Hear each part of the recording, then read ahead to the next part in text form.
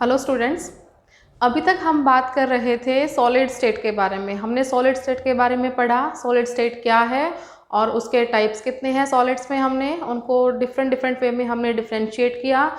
और लास्ट जो हमारा लेक्चर था उसमें हमने किया था कि जो हमारे क्रिस्टल लैटिस है वो कितने टाइप के होते हैं और उसमें ब्रेवियस लैटिसेस हैं वो भी कितने टाइप के हमने उनमें डिवाइड उनको किया था। आज हम बात कर रहे हैं यूनिट सेल की। देखो, यूनिट सेल के बारे में हम पहले भी बात कर चुके थे। हमने क्या कहा था यूनिट सेल में?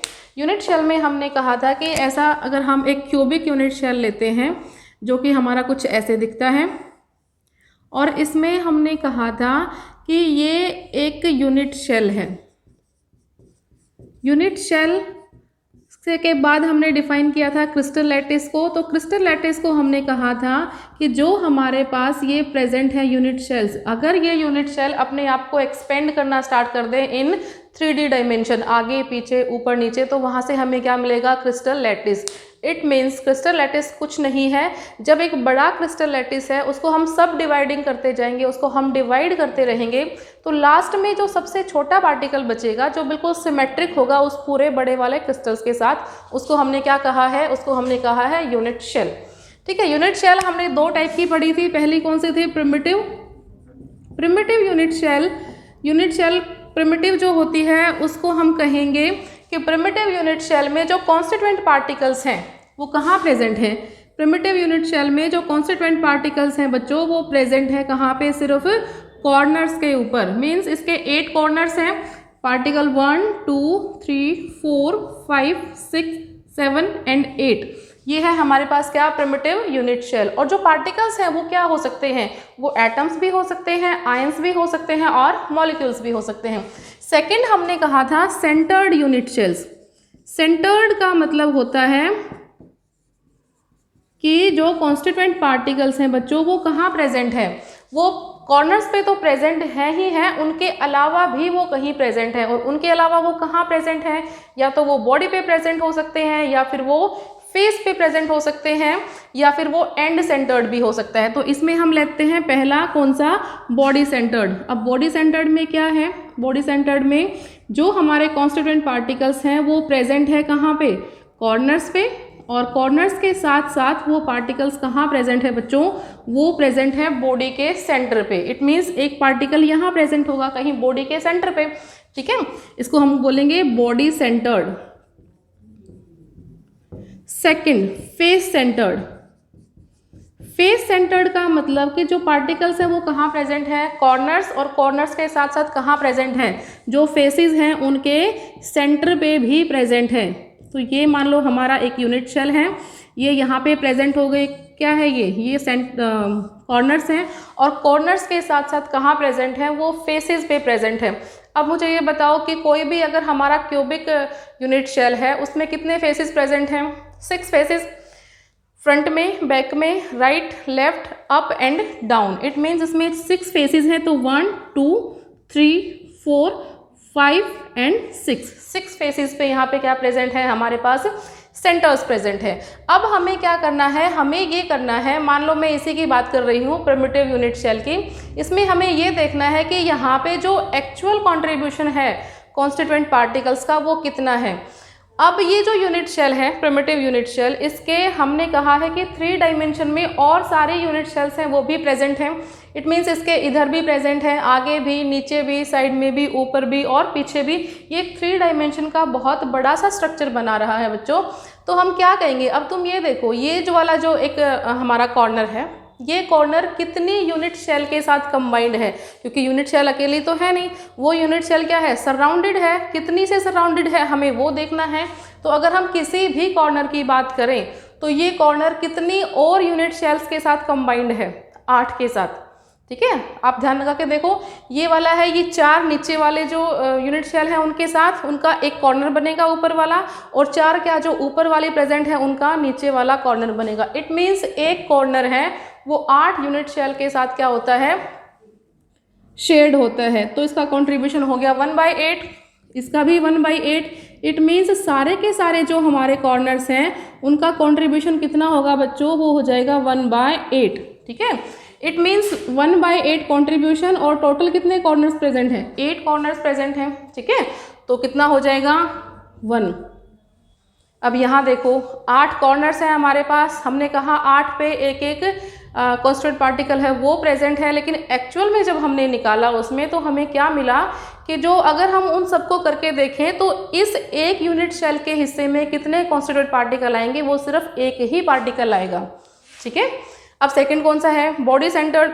अब बॉडी सेंटर्ड में देखो पार्टिकल्स कहाँ प्रेजेंट है, कॉर्नर्स पे प्रेजेंट है भाई, ये दिख गए कॉर्नर्स पे, तो उनका कॉन्ट्रीब्यूशन तो 1/8 इंटू में 8 इज इक्वल टू कितना आ गया 1। इसके अलावा एक पार्टिकल है वो कहाँ प्रेजेंट है, वो बॉडी के सेंटर पे प्रेजेंट है, और बॉडी का जो सेंटर है वो इस बॉडी का सेंटर है वो इसी के साथ ही अटैच होगा, वो किसी और के साथ उसका कंट्रीब्यूशन है वो नहीं होगा। इट मीन्स एक ये है और एक किसका है, बॉडी का जो सेंटर प्रेजेंट है उसका। इट मीन्स टोटल कंट्रीब्यूशन कितना हो गया 2। फेस सेंटर्ड कॉर्नर्स पे प्रेजेंट है, इट मीन्स 1/8 इंटू में 8 इज इक्वल टू क्या हो जाएगा 1 हो जाएगा। फिर कहाँ प्रेजेंट है भाई, फेसेस पे। अब फेसेस को आप देखो, कोई भी फेस ले लो आप अपने रूम का, मान लो कोई भी एक फेस है, ये फेस है, ये रूम का एक फेस है, इस फेस के अंदर बीच में हमने क्या लगाया, बॉल लगा दिया यहाँ पे। ठीक है, तो वो बॉल जो है वो आधी इस रूम में दिखेगी और आधी दूसरे वाले में। इट मीन्स जो भी हमारी एक लाइन है उसके आधे इस तरफ दिखेगी और आधी दूसरी तरफ, इसका मतलब वो कितनों के साथ शेड है, वो 2 के साथ शेड है। तो हम कहेंगे 1/2 उसका कंट्रीब्यूशन होगा। और फेसेस कितने हैं, 6 हमारे पास क्या है, फेसेस हैं। ठीक है, तो इसमें कितना हो गया 3, और टोटल कितने हो गए पार्टिकल्स, देखी जाए तो 4 पार्टिकल्स हो गए। थर्ड जो है मैंने इसी में इसलिए नहीं बनाया कि थर्ड क्या है हमारा, एंड सेंटर्ड। अब एंड सेंटर्ड अगर तुम्हें याद हो कौन सी यूनिट शेल होती है, एंड सेंटर्ड में बच्चों हमने कहा था कि हमारे पास जो ये यूनिट शेल है इसके पास कॉर्नर्स पे प्रेजेंट है, और कॉर्नर्स के साथ साथ कहाँ प्रेजेंट है, कोई भी 2 ऑपोजिट फेसेस, चाहे अप एंड डाउन वाला ले लो, चाहे राइट एंड लेफ्ट वाला ले लो, या फ्रंट और बैक वाला, किन्हीं भी 2 एंड सेंटर, मतलब 2 जो हमारे फेसेस हैं ऑपोजिट फेसेस होने चाहिए, उन पे प्रेजेंट होगा। मान लो हमने अप एंड डाउन वाला ले लिया यहाँ पे। ठीक है, तो ये हमारा है एंड सेंटर्ड यूनिट शेल, और इसमें कंट्रीब्यूशन अब निकालो कितना आएगा, कॉर्नर्स का कितना हो गया 1/8 इंटू में 8 इज इक्वल टू कितना हुआ 1, और फेसेस का कितना होता है कंट्रीब्यूशन 1/2, और टोटल फेसेस कितने लिए हमने यहाँ पे 2 फेसेस लिए हैं, तो 1/2 इंटू में 2 इज इक्वल टू कितना हो जाएगा 1 हो जाएगा, और टोटल कंट्रीब्यूशन कितना हो जाएगा 2। ठीक है, तो ये हमने ये देखा है कि जो कंट्रीब्यूशन है किसका, कॉन्स्टिट्यूएंट पार्टिकल्स का, जब वो प्रेजेंट होते हैं किसी भी यूनिट शेल में तो वो कितना होता है, कितने पार्टिकल्स एक्चुअल में उस यूनिट शेल में प्रेजेंट हैं। दिखने में तो अगर हम फेस सेंटर्ड की बात करें हमें ये दिख रहा है कि 8 तो प्रेजेंट है कॉर्नर्स पे, ठीक है, उनके अलावा 6 प्रेजेंट है कहाँ पे, फेसेस पे। ठीक है, तो 8 + 6 कितने हुए 14 पार्टिकल्स हैं, वो उसमें सराउंडेड है, कहीं ना कहीं उनका कंट्रीब्यूशन है। लेकिन एक्चुअल में जब हमने फ्रैक्शंस को काट काट के निकाला कि सिर्फ उसी वाले यूनिट शेल पे कितने पार्टिकल्स मिलेंगे हमारे, वो हमारे कितने आए हैं, ओनली 4 पार्टिकल्स आए हैं। ठीक है, अब जो ये हमारे कॉन्स्टिट्यूएंट पार्टिकल्स हैं इन्हीं को हम थोड़ा सा आगे एक्सपेंड करते हैं। उससे पहले आप ये देखो एक बार, मैंने आपको बताया था एज लेंथ के बारे में और एज एंगल के। एज लेंथ क्या होती है भाई, A B एंड C बताया था ना, जो 2 कॉर्नर्स को जोड़ती है, जैसे ये कॉर्नर्स हैं इनके, जो इन कॉर्नर्स को ज्वाइन करती है वो सारी क्या हो जाती हैं एज लेंथ। और एज लेंथ क्या हो जाएंगे हमारे पास A। अगर ये क्या है क्यूब है, अगर क्यूब है तो सारी की सारी एज लेंथ क्या हो जाएंगे यहाँ पे A के बराबर हो जाएंगी। ठीक है, तो हमने कहा था एज लेंथ हमारे पास हो गई है बच्चों A। ठीक है, A B C, और सारी अगर A के ही इक्वल है, सारी एक जैसी है, तो हम इनको क्या रखेंगे A रखेंगे। ठीक है, और एंगल्स क्या है हमारे पास, एंगल्स हमारे पास थे क्या, अल्फा, बीटा एंड गामा, और वो सारे कितने के इक्वल हैं 90 डिग्री के एंगल के इक्वल हैं। कब, जब हम किसकी बात कर रहे हैं, एक क्यूब की बात कर रहे हैं। अभी इसको मैंने कहा इसको हम थोड़ा सा और एक्सपेंड करेंगे, और एक्सपेंड करने का मतलब कि हम ये देखेंगे कि जो हमारे प्रिमिटिव यूनिट शेल है और उसके अलावा फिर बॉडी सेंटर्ड, फेस सेंटर्ड और एंड सेंटर्ड, उनमें क्या होता है कि जो कोई भी दो पार्टिकल्स प्रेजेंट है, कॉन्स्टिट्यूएंट पार्टिकल चाहे कुछ भी हो, वो जो दो कॉन्स्टिट्यूएंट पार्टिकल्स हैं उनके बीच में मिनिमम डिस्टेंस कितनी है, वो एक दूसरे के कितने सबसे ज़्यादा पास में है, और उनकी जो रेडियस है आर की वैल्यू निकालेंगे, प्लस जो उनकी मिनिमम डिस्टेंस है हम उसकी वैल्यू है वो फाइंड आउट यहाँ से करेंगे। क्यों ज़रूरी है ये करना, क्योंकि ये हमारे न्यूमेरिकल्स में क्या होगा, थोड़ा बहुत काम आएगा। ठीक है, प्रिमिटिव यूनिट शेल की बात हम करते हैं। ये हमने बनाई है एक प्रिमिटिव यूनिट शेल जिसमें जो कॉन्स्टिट्यूएंट पार्टिकल्स हैं वो कहाँ प्रेजेंट हैं, कॉर्नर्स पे। अब अगर हम ये बात करें, देखो हम यहाँ ऐसे दिखाते हैं कि यहाँ प्रेजेंट है पार्टिकल, लेकिन वो एक्चुअल में यहाँ नहीं है। वो जो दोनों पार्टिकल्स हैं ये आपस में क्या होते हैं, एक दूसरे को टच किए होते हैं। ठीक है, मैं यहाँ पे सिर्फ ये दिखा रही हूँ कि ये जो पार्टिकल्स हैं ये थोड़े से बड़े हो जाएंगे और ये आपस में क्या कर रहे हैं बच्चों, टच कर रहे हैं। ठीक है, तो ए बी सी डी हमने बनाया इसको, ये point A B C and D. अब पार्टिकल, ये जो हमारा कांस्टेंट पार्टिकल है और ये वाला जो कांस्टेंट पार्टिकल है, इसके बीच में डिस्टेंस कितनी है, कैसे निकालेंगे हम, डिस्टेंस निकालेंगे इसके सेंटर से और इसके सेंटर के बीच की जो डिस्टेंस है वो हम क्या निकालेंगे यहाँ पे। अब ये कितना है, ए और डी के बीच की डिस्टेंस कितनी हुई, ए के बराबर, एज लेंथ है ना ये, और वो क्या है, ए के बराबर है, तो डिस्टेंस हो गया इनके बीच में कितना, ए। और आर की वैल्यू क्या हुई, आर का मतलब ये जो हमारा कॉन्स्टिट्यूएंट पार्टिकल है इसकी आर क्या है, रेडियस क्या है, तो वो क्या हो जाएगा ए डी बाई टू, मतलब ए बाय टू। ठीक है, हम इनको ध्यान रखेंगे कि प्रिमिटिव यूनिट शेल की बात कर रहे हैं हम यहाँ पे। प्रिमिटिव वो जहाँ पे कॉन्स्टेंट पार्टिकल्स कहाँ प्रेजेंट है, सिर्फ कॉर्नर्स पे प्रेजेंट है, वहाँ हमने डी निकाला, डी क्या आया, डी इज इक्वल टू ए, और फिर हमने क्या निकाला, आर की वैल्यू क्या आई, ए बाय टू। अब दूसरा कौन सा करते हैं भाई हम, फेस सेंटर्ड। फेस सेंटर्ड में पार्टिकल्स प्रेजेंट हैं कहाँ पे, ऑन द कॉर्नर्स। ठीक है, और कॉर्नर्स के साथ साथ कहाँ प्रेजेंट है बच्चों, कॉर्नर्स के साथ साथ वो प्रेजेंट हैं फेस के सेंटर पे। मान लो हमने ऊपर वाला ये फेस लिया है, इस फेस के सेंटर पे हम दिखा रहे हैं पार्टिकल। ठीक है, अब ये 3D में नहीं बन रहा है, अदरवाइज अगर हम इसको आगे देखें तो हमारा जो ये वाला पार्टिकल है बच्चों, ये वाला पार्टिकल और ये वाला पार्टिकल तीनों आपस में क्या होते हैं, एडजॉइनिंग होते हैं, मतलब ये तीनों आपस में जॉइन किए होते हैं। अब मैं इन्हीं 3 पार्टिकल्स को ले रही हूँ, सारे पार्टिकल्स को यहाँ पे नहीं दिखाएंगे हम। ये हमने लिया ऊपर के जो 3 पार्टिकल्स हैं जो आपस में एक दूसरे के टच किए हुए, मतलब वो मिनिमम डिस्टेंस से हैं। हम इसमें ये निकाल रहे हैं कि जो 2 पार्टिकल्स हैं, पार्टिकल्स तो सारे प्रेजेंट हैं यहाँ पे, लेकिन कोई भी 2 पार्टिकल्स के बीच में मिनिमम डिस्टेंस कितनी है, सबसे ज़्यादा नज़दीक वाले नियरेस्ट नेबर हम इनको बोलते हैं। तो नियरेस्ट नेबर कौन है, ठीक है, ये पार्टिकल हमारा वो है जो प्रेजेंट है फेस के सेंटर पे। ठीक है, और इसके साथ साथ हम कहेंगे कि ये वाला पार्टिकल हमारा प्रेजेंट है यहाँ पे और एक पार्टिकल यहाँ पे प्रेजेंट है। ठीक है, ये पॉइंट था ए बी सी और ये है डी। तो अब ये जो पार्टिकल है हमारा जो बीच में प्रेजेंट है, ये क्या है, इनके सबसे पास में है, और हम कौन से वाले का निकाल रहे हैं, हम निकाल रहे हैं ए के रिगार्डिंग।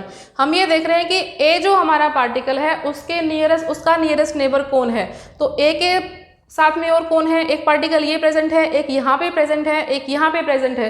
तो इसके और इसके बीच में डिस्टेंस ज़्यादा होगी, इसके और इसके बीच में भी डिस्टेंस ज़्यादा होगी, लेकिन जो फेस के सेंटर पे पार्टिकल प्रेजेंट है वो क्या होगा, इसका नियरेस्ट नेबर हो जाएगा। अब हमें क्या करना है, हमें डिस्टेंस निकालनी है इसके सेंटर से और इसके सेंटर के बीच में। तो वो डिस्टेंस हम कैसे निकालेंगे, वो डिस्टेंस हम निकालेंगे, मान लो हमने ये लिया यहाँ से और ये हमने एक क्या बना दिया बच्चों, ट्रायंगल बना दिया है। ठीक है, ट्रायंगल क्या हो गया, in triangle A B and C. अब ए और बी के बीच की distance A as length, B और सी के बीच की ए एज लेंथ, हमें क्या निकालना है, ए और सी की। तो क्या लगाएं यहाँ पे, पाइथागोरस थ्योरम लगाते हैं। पाइथागोरस थ्योरम क्या कहती है, A C square is equal to क्या हो जाएगा, A C square is equal to A B square plus B C square, means A B square plus B C square. ठीक है। A B is equal to A and B C is also equal to A, दोनों A के बराबर है क्योंकि ये H length है, तो ये हो जाएगा ए स्क्वायर प्लस ए स्क्वायर, ठीक है, इज इक्वल टू हो जाएगा ये 2a स्क्वायर, ठीक है। तो A C square is equal to 2a square, A C निकालना है हमें, A C will be equal to 2a square का root, it means root 2a। अब रूट 2a को अगर हम मल्टीप्लाई कर दे रूट 2a हो गया हमारे पास ए सी, ठीक है, अब बाद में करेंगे। अभी हमारा डिस्टेंस क्या हो जाएगा, अब देखो a और c के बीच की वैल्यू आ गई रूट 2a। हमें कहाँ निकालना है, हमें डिस्टेंस यहाँ से लेके यहाँ तक निकालनी है, ठीक है। तो distance is equal to A C by 2, ठीक है, और ए सी की वैल्यू है रूट 2a बाई 2, ठीक है। अगर हम इसको मल्टीप्लाई कर दें ऑन बोथ साइड, ऊपर भी और नीचे भी रूट 2a से, रूट 2 से, तो रूट 2a अपॉन 2 इंटू में रूट 2 अपॉन रूट 2, ठीक है। तो ये क्या हो जाएगा, ये हो जाएगा a बाय रूट 2। किसकी वैल्यू आई है, ये आई d की वैल्यू, ठीक है। इट मीन्स जो दो हमारे कॉन्स्टिट्यूएंट पार्टिकल्स हैं इनके बीच में जो मैक्सिमम डिस्टेंस है या मिनिमम इनके बीच की जो डिस्टेंस है वो कितनी आई, a बाय रूट 2, और a क्या है हमारी यहाँ पे, a है हमारी एज लेंथ। अब d हमने निकाल लिया, दूसरा हमने क्या कहा था, क्या निकालेंगे हम, r की वैल्यू निकालेंगे, तो r will be equal to d by 2, क्योंकि इन दोनों के बीच की अगर डिस्टेंस यहाँ से लेके यहाँ तक की डिस्टेंस अगर d है तो r क्या है, वो तो इसका भी हाफ हो जाएगा, ठीक है ना। तो r will be equal to d by 2, और वो कितना हो जाएगा, a अपॉन रूट 2 इंटू में 2, ठीक है। तो ये हो जाएगा a डिवाइडेड बाई 2 रूट 2, ठीक है। फिर देखो एक बार नियरेस्ट नेबरिंग डिस्टेंस, इसमें हमें समझ आया था, बिल्कुल सिंपल है, ठीक है। अब हम बात कर रहे हैं किसकी, फेस सेंटर्ड की, किसकी बेटा, फेस सेंटर्ड यूनिट शेल की। इसमें जो हमारे कांस्टेंट पार्टिकल्स हैं वो कॉर्नर्स पे प्रेजेंट है, प्लस उनके साथ किसी भी नहीं, हर एक फेस के सेंटर पे प्रेजेंट है, ठीक है। तो अब जो डिस्टेंस है वो हमें पता चला है इसको देख के कि जो सबसे ज़्यादा पड़ोसी हैं, ठीक है ना, नेबर्स जो हैं यहाँ पे, वो सबसे ज़्यादा पास कौन है, ये वाला कांस्टेंट पार्टिकल्स, और उसके साथ वो वाला कांस्टेंट पार्टिकल जो कहाँ प्रेजेंट है, जो फेस के सेंटर पे प्रेजेंट है। कॉर्नर वाला है बेटा वो यहाँ से दूर हो जाएगा, तो हम कॉर्नर वाले के साथ इसकी नहीं निकालेंगे, क्योंकि हमें नियरेस्ट नेबरिंग डिस्टेंस निकालनी है। तो इसका नेबरिंग नियरेस्ट है वो ये वाला गोला है, ठीक है। तो अब क्या करेंगे, हमें ये वैल्यू निकालनी है यहाँ से लेके यहाँ तक, और ये कैसे निकलेगी, क्योंकि ये हमें पता है a है, ये भी हमें पता है a है, तो हम यहाँ पे क्या लगाएंगे, पाइथागोरस थ्योरम लगा देंगे। A C square is equal to A B square plus B C square करके हमें क्या मिला, यहाँ से ए सी की वैल्यू मिली, और वो क्या आई, रूट 2a। वहाँ से हमने क्या निकाला, d की वैल्यू क्या होगी, ए सी का हाफ होगी, ठीक है। और d की वैल्यू निकालने के बाद हमें क्या निकालना है, r की वैल्यू निकालनी है, तो r क्या हो जाएगा, वो तो d का भी हाफ हो जाएगा, ठीक है ना। तो r will be equal to d by 2, जो क्या हो जाएगा, a अपॉन 2 रूट 2, ठीक है। समझ आया, ये क्या है हमारे पास, ये है फेस सेंटर्ड यूनिट शेल, ठीक है। अब हम क्या निकालते हैं भाई, अब हम निकालते हैं बॉडी सेंटर्ड, ठीक है। उसमें जो पार्टिकल है हमारा वो कहाँ प्रेजेंट है, बॉडी के सेंटर पे प्रेजेंट है, ठीक है। तो हम इसको बना लेते हैं एक बार, कैसे बनाएंगे, हमारे पास ये क्यूब है, क्यूब के कॉर्नर्स पे प्रेजेंट है पार्टिकल्स, और पार्टिकल्स कहाँ प्रेजेंट है, और पार्टिकल प्रेजेंट है बॉडी के सेंटर पे, ये बॉडी के सेंटर पे पार्टिकल प्रेजेंट है, ठीक है। और ये कहाँ प्रेजेंट है, यहाँ प्रेजेंट है, और एक यहाँ प्रेजेंट है, हर जगह प्रेजेंट है, ठीक है ना। अब देखो ये हमारे पास हो गया A B C and D, A B C and D, ठीक है। अब हम यहाँ क्या करेंगे भाई, अब हमें करना है यहाँ पे क्या, अब जो नियरेस्ट नेबर है वो कौन सा हो जाएगा, इस वाले कांस्टेंट पार्टिकल के नियरेस्ट कौन सा हो जाएगा, वो पार्टिकल जाएगा जो कहाँ प्रेजेंट है, वो बॉडी के सेंटर पे प्रेजेंट है, ठीक है। और अगर बॉडी के सेंटर पे वो प्रेजेंट है तो हमें क्या करना पड़ेगा, हमें डिस्टेंस निकालनी पड़ेगी A से सेंटर होते हुए यहाँ पे E तक आएंगे हम, ठीक है। तो इसको हम क्या बनाते हैं, एक बना लेते हैं यहाँ पे ए और डी, ई लगा लो। अगर इसको हम यूज़ नहीं कर रहे तो हम इसको उसमें रखेंगे, तो ये डी इसको हम कर लेते हैं ऐसे, ठीक है। ए से डी के बीच में ये सी हो गया, और सी से हमने क्या किया, एक यहाँ पे हमें क्या बनाना है, यहाँ पे एक ट्रायंगल बनाना है। तो ये ट्रायंगल बच्चों हमारा बन गया ए सी और डी। ए सी और डी के बीच में हमारा क्या बन गया, ये ट्रायंगल बन गया, ठीक है। अगर अब हम यहाँ पे क्या करेंगे, पहले ए और डी के बीच की डिस्टेंस निकालेंगे, ठीक है। और उस डिस्टेंस का हाफ जो है वो हमारा क्या हो जाएगा, ए और बी के बीच में जो डिस्टेंस है वो आ जाएगी। यहाँ पे हमारी क्या आएगी, डी की वैल्यू आएगी, और उस डी की वैल्यू का जब हम हाफ कर देंगे तो वहाँ से क्या आ जाएगा, हमारे पास आर की वैल्यू आ जाएगी। तो डी की वैल्यू क्या आएगी, यहाँ पे डिस्टेंस जो है वो ए डी बाई 2 हो जाएगा, ए डी बाई 2, ठीक है। और जो r है वो तो d बाई 2 होना ही है। इसका मतलब पहले हमें क्या निकालना है, a d की वैल्यू निकालनी है, ठीक है। चलो निकालते हैं a। अब हम जो लेंगे, हमारे पास जो एक ट्रायंगल आएगा, that will be a d and c। In triangle a d c, हम ट्रायंगल a d और c की बात कर रहे हैं यहाँ पे। तो a d सबसे लंबा वाला कौन सा है हमारे पास, edge a d।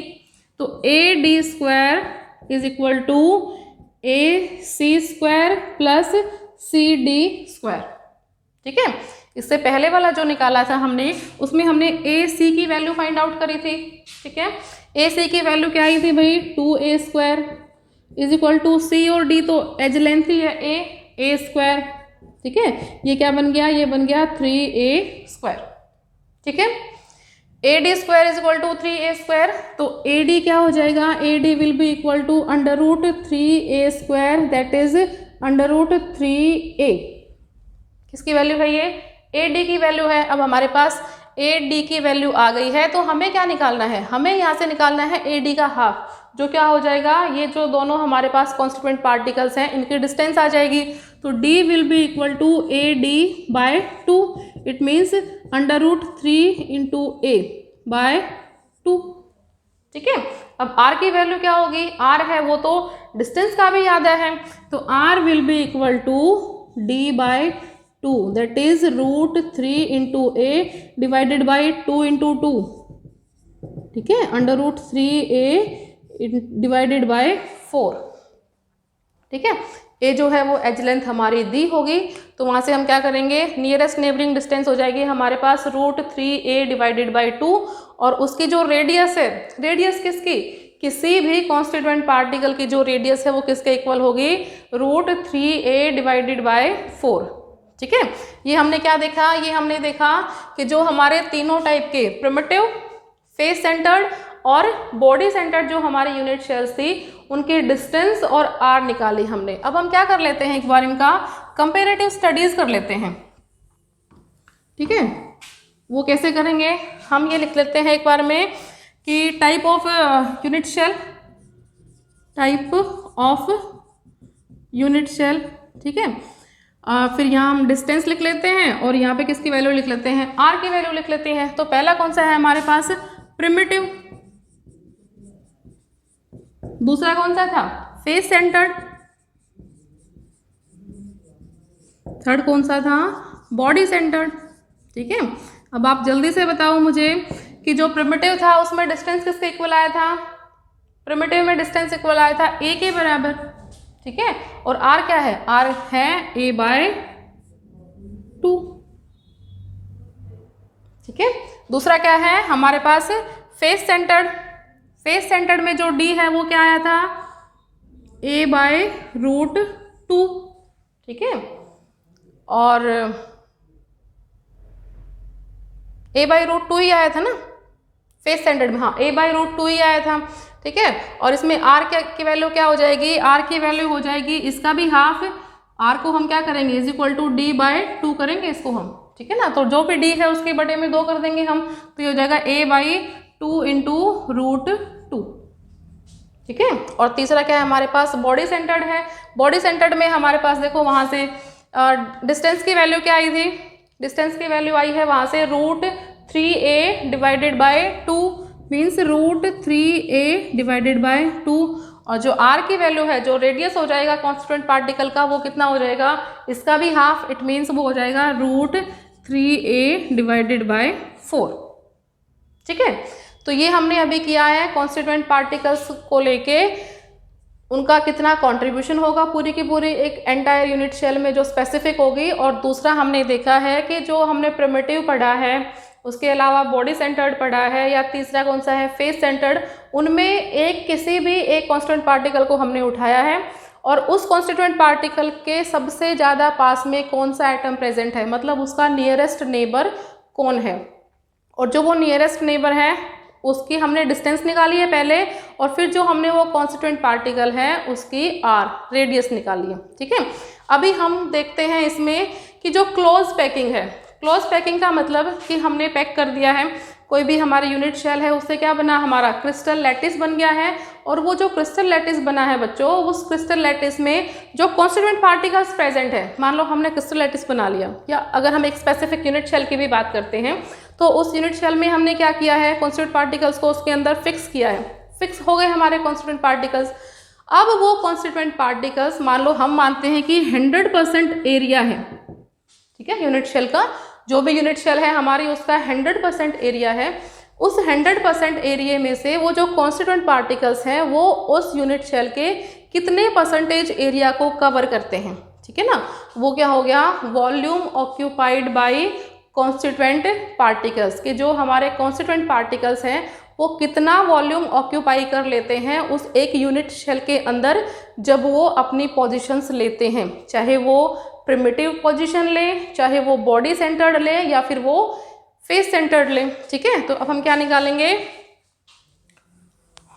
Volume occupied bye constituent particles. ठीक है, बात कर रहे हैं किसकी, पैकिंग एफिशिएंसी की। इसके बारे में मैंने आपको बताया कि हम क्यों निकालते हैं पैकेजिंग एफिशिएंसी। हम ये देखते हैं कि जो हमारा यूनिट शेल है वो कितना एफिशिएंट है, इट मीन्स वो कितने ज़्यादा पार्टिकल्स को, या कितनी परसेंटेज हाई है पार्टिकल्स को, उनको अपने अंदर उनको पैक करता है। ठीक है, तो पैकेजिंग एफिशिएंसी को बच्चों हम कैसे पढ़ेंगे, packaging efficiency is equal to volume occupied by spheres, जितने भी स्फेयर्स प्रेजेंट हैं वो कितना वॉल्यूम ऑक्यूपाई करते हैं, और डिवाइड करेंगे हम उसको total volume of the cube. Total volume of cube हम नीचे लेंगे कि टोटल में से कितना जो वॉल्यूम है वो ऑक्यूपाई किया है किसने, स्फेयर्स ने। ठीक है, कॉन्स्टिट्यूएंट पार्टिकल्स के जो स्फेयर्स हैं इनमें, और अगर हम परसेंटेज निकालते हैं तो इनटू 100। ठीक है, पहली बार हम बात कर लेते हैं किसके, प्रिमिटिव की। ठीक है, प्रिमिटिव में आप मुझे ये बताओ जो हमारे कॉन्स्टिट्यूएंट पार्टिकल्स का कॉन्ट्रीब्यूशन है वो कितना था, क्योंकि वहाँ पे तो कहाँ प्रेजेंट है, सिर्फ कॉर्नर्स पे ही प्रेजेंट है, तो कॉर्नर्स पे कितना आया था, 1। वॉल्यूम ऑक्यूपाइड, एक जो कॉन्स्टेंट पार्टिकल है, एक जो स्फेयर है वो कितना वॉल्यूम ऑक्यूपाई करता है, इसको हम कहेंगे वॉल्यूम ऑक्यूपाइड, वो कितना हो जाएगा, वो जाएगा 4/3 πr³। ठीक है, और टोटल वॉल्यूम ऑफ क्यूब वो हो जाएगा a³, volume of cube, cube का वॉल्यूम हो जाएगा भाई हमारा a³। अब a in terms of r निकालना है हमें। यहाँ पे r क्या था, रिवाइंड करो पीछे थोड़ा सा, r था इसमें a/2। ठीक है, तो अब यहाँ से a की वैल्यू क्या आएगी बच्चों, a की वैल्यू यहाँ से आएगी क्या, 2r। ठीक है, 2r, और हमें क्या निकालना है, a³ की वैल्यू निकालनी है, इट मीन्स 2r की क्यूब, और ये क्या हो जाएगा, ये हो जाएगा 8r³।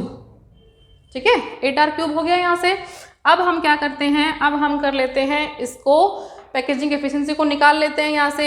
ये हो जाएगा 1, टोटल नंबर ऑफ स्पेस कितने हैं, 1 स्पेयर है, इनटू वॉल्यूम ऑक्यूपाइड 4/3 πr³, और divided by volume of the cube कितना है, 8r³। 8r³, r³ से r³ कैंसिल, 4 2 जा, तो ये ऑलमोस्ट कितना आएगा बच्चों, ये ऑलमोस्ट आ जाएगा हमारे पास 52%।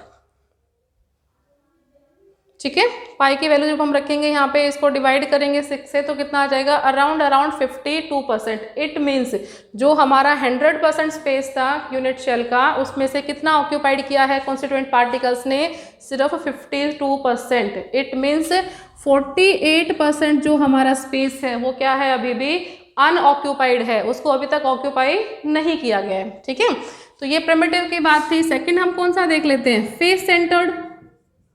ठीक है, अब बताओ फेस सेंटर्ड था, उसमें कॉन्स्टिट्यूएंट पार्टिकल्स कितने थे बच्चों? क्योंकि जो पार्टिकल्स है वो कहाँ प्रेजेंट है, वो प्रेजेंट है कॉर्नर्स पे और कहाँ पे, फेसेस पे।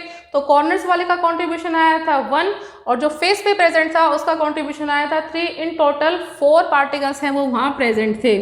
और वॉल्यूम कितना ऑक्यूपाई करते हैं, ये तो सेम वही रहेगा 4/3 पाई आर क्यूब।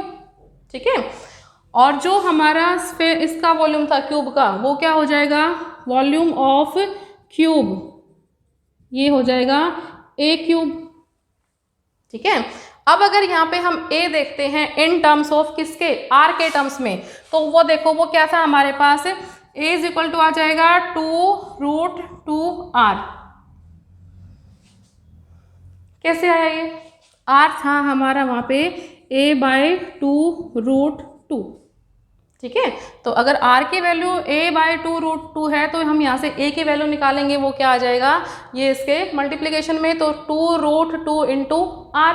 ठीक है, और ये क्या है, क्यूब है, तो हम क्या कर देंगे भाई, इसका क्यूब कर देंगे, a क्यूब हो गया यहाँ से। ठीक है, और a क्यूब होने के बाद ये कितना बचा, ये हो गया 16√2 इंटू r क्यूब। ठीक है, अब हमारे पास क्या है, वॉल्यूम ऑक्यूपाइड बाय स्फेयर्स भी है और टोटल वॉल्यूम ऑफ क्यूब भी है। वॉल्यूम ऑक्यूपाइड बाय स्फेयर्स कितना हो गया, total number of constant particle है 4 और एक जो पार्टिकल है वो ऑक्यूपाई करता है 4/3 पाई आर क्यूब। ठीक है, और divided by volume of the cube है वो कितना हो जाएगा, इंटू 16√2 इंटू आर की क्यूब। जब इसको हम सॉल्व करेंगे तो ये आ जाएगा 72.6%। ठीक है, कंपेरेटिवली अगर हम देखें किसके, 48 की, तो यहाँ से वो क्या होगा कि जो एरिया कवर किया है किसने, कॉन्स्टिट्यूएंट पार्टिकल्स ने, ठीक है, या स्फेयर्स ने, वो क्या है, वो ज़्यादा है किससे, प्रिमिटिव यूनिट शेल से। ठीक है, अब हम थर्ड कौन सा निकाल लेते हैं, अब हम इसको यहाँ लिख लेते हैं नीचे कि जो हमारे पास प्रिमिटिव था, ये तो किसका है, फेस सेंटर्ड का। अगर हम यहाँ पे लिखें प्रिमिटिव जो है उसने कितना एरिया कवर किया है, उसने 52%। ठीक है, अब हम कौन सा निकालते हैं, बॉडी सेंटर्ड का। तो बॉडी सेंटर्ड में ये बताओ तुम मुझे, ए क्या होगा, आर की वैल्यू क्या थी, या अगर हम यहाँ से देखें कि आर के साथ साथ उसके कंपेरेटिव में हम किसकी वैल्यू निकालें, ए की, क्योंकि हमें क्या चाहिए, क्यूब का एरिया चाहिए था, वॉल्यूम चाहिए था, और वो कहाँ से निकलेगा, ए क्यूब से। ठीक है, तो ए क्यूब को करने के लिए हमें क्या करना है, यहाँ से ए की वैल्यू निकालनी है, तो ए की वैल्यू हो जाएगा 4r/√3। और ये कैसे हुआ बच्चों, आर की वैल्यू देखो वहाँ पे क्या थी, ठीक है ना, और आर की वैल्यू जब वहाँ पे थी, जैसे मैंने इसमें बताया है, उसके अकॉर्डिंग हम क्या करेंगे, वहाँ से ए की वैल्यू है वो निकाल लेंगे। ठीक है, तो अगर ए की वैल्यू हमने निकाल ली है तो ए क्यूब की वैल्यू क्या हो जाएगी, ये हो जाएगा हमारे पास ए क्यूब की वैल्यू। ठीक है, और जो वॉल्यूम ऑक्यूपाइड हम निकालेंगे किसका, स्फेयर्स का, कॉन्स्टिट्यूएंट पार्टिकल्स है वो कितने हो जाएंगे, फेस इसमें बॉडी सेंटर्ड में 2। एक कंट्रीब्यूशन किसका था, कॉर्नर्स का कंट्रीब्यूशन था, और एक कंट्रीब्यूशन किसका है बच्चों, एक कंट्रीब्यूशन है हमारा पूरा का पूरा जो बॉडी सेंटर्ड है उसका। तो हमारे पास इसमें क्या हो जाएगा, अगर हम इसको सॉल्व करेंगे तो 2 इंटू 4/3 पाई आर क्यूब। ठीक है, और डिवाइडेड बाई हो जाएगा 64r क्यूब इंटू, ये ऊपर चला जाएगा 3√3। ठीक है, और जब यहाँ से निकालेंगे हम तो कितना आएगा, यहाँ से इसमें 72.6%, 52% आया। ठीक है, इसका मतलब हमने ये देखा है कि प्रिमिटिव में ज़्यादा स्पेस खाली है एज कम्पेयर टू ये फेस सेंटर्ड, और इसमें अराउंड आएगा 68%। कितना आएगा, 68%। ठीक है, तो अगर अब हम बात करें कि कौन सा हमारा जो ये यूनिट शेल्स हैं वो ज़्यादा एफिशिएंट है पैकेजिंग में, तो सबसे ज़्यादा एफिशिएंट कौन सी होंगी बच्चों, सबसे ज़्यादा एफिशिएंट हो जाएंगी हमारे पास कौन सी, फेस सेंटर्ड। ठीक है, क्योंकि फेस सेंटर्ड में 72% जो स्पेस है, 72.6% स्पेस है वो फिल्ड है। उसके बाद क्या आएगा हमारे पास, बॉडी सेंटर्ड। बॉडी सेंटर्ड में कितना है, 68% स्पेस। और लास्ट में क्या हो गया हमारे पास, प्रिमिटिव। प्रिमिटिव का मतलब कि जो हमारे कॉन्स्टिट्यूएंट पार्टिकल्स हैं वो कहाँ प्रेजेंट है, सिर्फ कॉर्नर्स पे ही प्रेजेंट है और कहीं प्रेजेंट नहीं है। उसमें कितना है, 52%। ठीक है, तो ये हमने देखा है कि जो पैकेजिंग एफिशिएंसी है, जो डिफरेंट हमारे पास यूनिट सेल्स हैं, उनमें किसमें ज़्यादा अच्छी पैकेजिंग है और किसमें थोड़ा सा उसमें कम पैकेजिंग होती है, किसकी, कॉन्स्टिट्यूएंट पार्टिकल्स की या स्फेयर्स की।